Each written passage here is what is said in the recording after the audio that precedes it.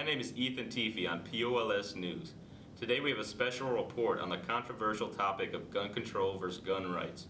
Our reporter, Joshua Costa, will be meeting with local people to discuss this issue.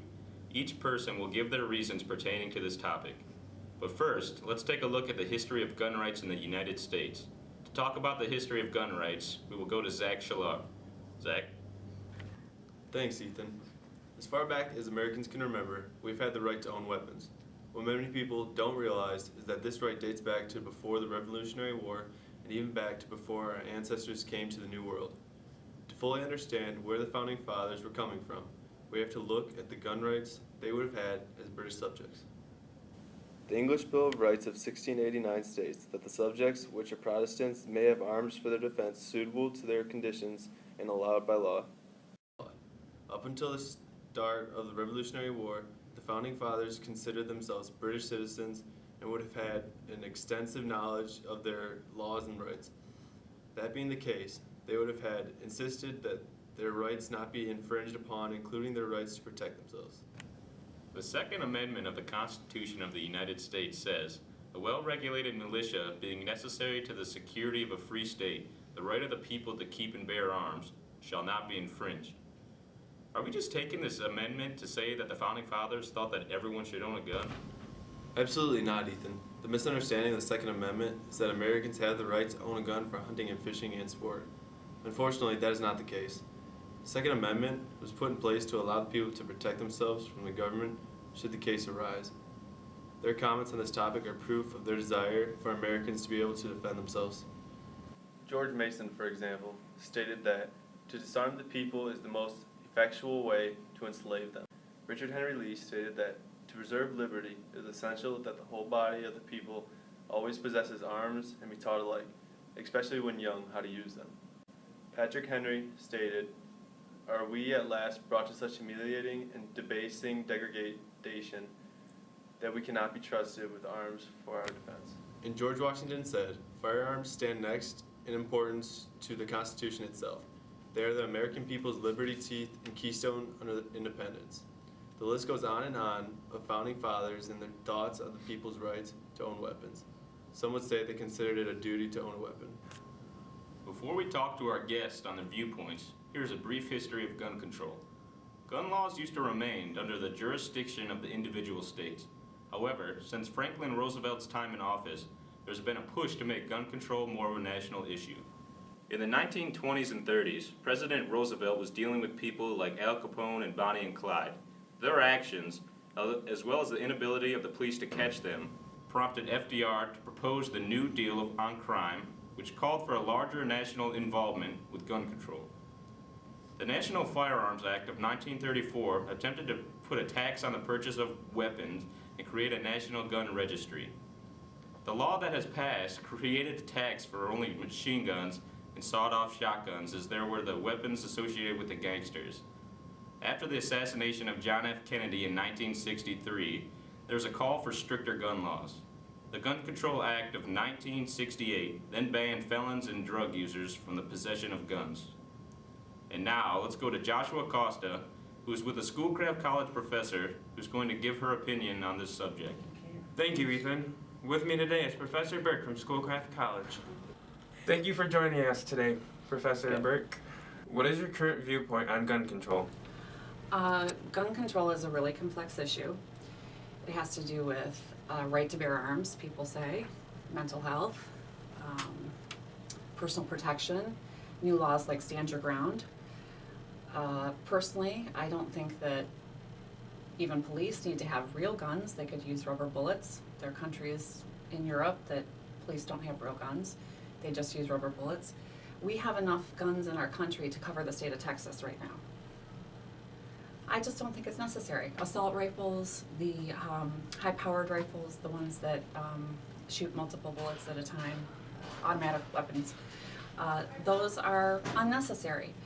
At the same time, I think using a gun to hunt is perfectly normal, and it's something we've been doing for centuries. So again, it's a very complex issue. Enter in the issue of mental health. What's fascinating to me is all these incidents that we've had across our country and how lobbyists have used their money and power to keep laws from being put in place to create a safer citizenry. What influenced your belief on gun control? Well, I guess my background in psychology, so I guess I would say one of the areas that I'm most concerned about would be the aspect of mental health, and we really don't have a way. I think right now the only two ways are if you commit yourself, if you've committed yourself, or if you've been committed. That's the only way you're potentially on a list to not get a gun. I think there are many laws across the nation where people who've committed domestic violence can get guns. So just increasing the risk for a partner to be harmed. So I would say my background in psychology would probably mostly influence my belief about gun control. What do you think would happen if more gun laws were put in place? Well, it's hard to say because there's so many guns out there right now.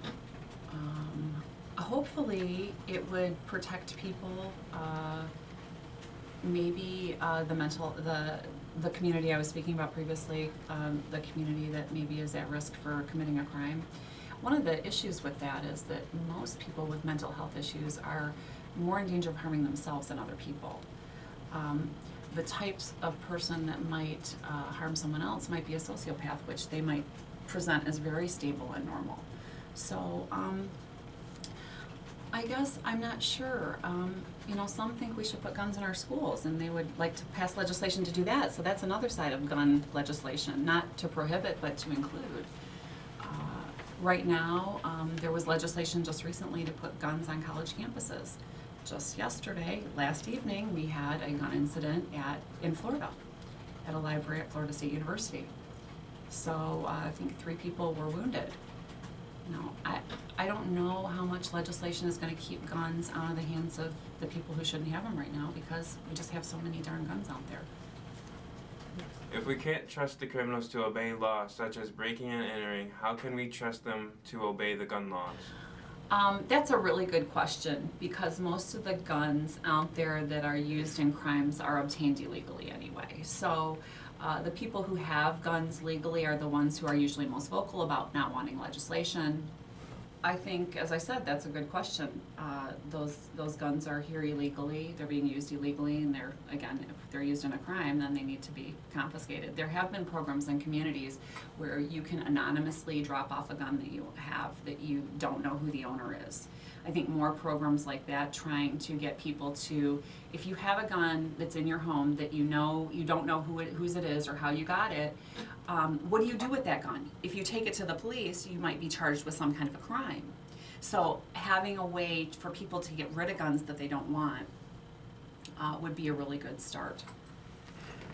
How will gun control help law-abiding citizens? I hope that it might make it safer. I don't know that it will, quite honestly, but I would hope that it would make it safer. I think our emphasis maybe also needs to go on the use of weapons. For example, these stand your ground laws, where people have shot other people. We've got in Ferguson waiting for a grand jury right now on the shooting of an unarmed person. The shooting, I can't believe I can't say his name, but down in Florida, the young kid who was shot down there. These stand your ground laws are making it unsafe for regular people. A girl knocks on someone's door in the middle of the night, she's been in a car accident, and she gets killed. Luckily that person was convicted, but there were laws that protected him. And he was and she was a law-abiding citizen, and he had a gun, and he wasn't in that case. So I'm not really sure. I am being a little ambiguous on the topic, but I think it's a very complicated, confusing one. So overall, I think less guns are better. Thank you for joining us today, Professor Burke. Our final guest for this special report is a former United States representative, and he is with Mr. Costa. Thank you for joining us today, Thaddeus McCotter. What is your current viewpoint on gun control? I support the Second Amendment. You have a constitutional right to keep and bear arms. And you do not want the government infringing that right and taking it away from you. What influenced your belief in gun control? The United States Constitution. That gives you the express enumerated right to keep and bear arms. What do you think would happen if more gun laws were put into place? Well, I generally have the view that when you build a better rat trap, you just get smarter rats. The criminals have no trouble seeming to get the guns, and they would just continue to find new ways to do it. Do you feel that background checks, magazine limits, and limits on the type of weapon infringe on the rights guaranteed in the Second Amendment?